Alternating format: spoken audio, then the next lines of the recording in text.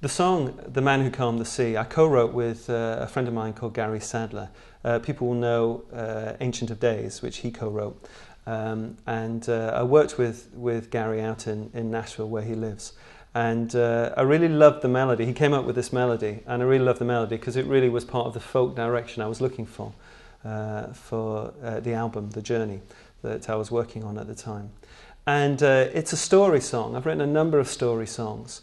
And I think it's really important for us to explore the stories particularly of Christ's life. It's kind of interesting. A lot of our songs that we sing in church, they tend to be sort of up there. You know, they're about spiritual things, about God's faithfulness and His love, and they're all wonderful things to sing about. But also, we do need to sing the stories, the things that actually happened in Jesus' life. Somehow we've kind of relegated those to just kids' songs. Only kids should sing about what Jesus did. But actually, I think we should remind ourselves of the significance of His activities on earth. And I think it was Philip Yancey who said, it's very difficult for us as Christians, particularly if we've been Christians for a while, to get excited and really understand the stories because we're so familiar with them, we know the endings. It's like reading the last page of the novel, you know, before you begin. It's kind of like you know where it's all going to go.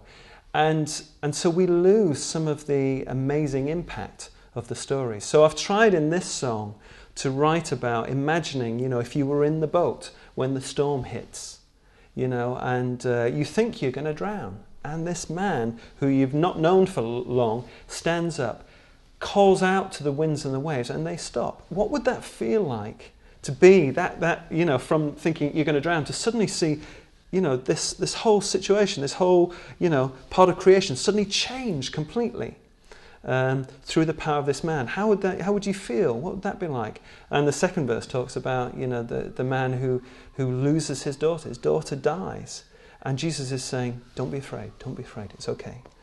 And you know, you go to that point, and to see, you know, him just, you know, take the girl's hand, and for her to rise, you know, and stand up and come alive again. What a man!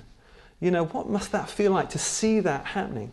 And we kind of lose the wonder of that. We lose the amazing, you know, shocking power of that because we're so familiar with those stories. So I'm trying to kind of recapture that a little bit. And so it's kind of personifying him as the man, you know, who the winds and waves obey, the man who calmed the sea. This song was recorded on the album The Journey, and I was really privileged to have a tremendous folk singer, quite a young girl who's coming through in the folk scene and making big waves in the folk scene. I got a woman called Ruth Notman, and she kind of co-sang this with me. So it's a sort of a duet thing, but she sounds fantastic on it. And you know, really want this song to be sung in churches to remind us of the wonder of Christ's activities on earth and Him showing His power, showing His divinity, showing the anointing of God on His life. Through these activities that He did, and for us to share that excitement and awe that those people around Him experienced at the time.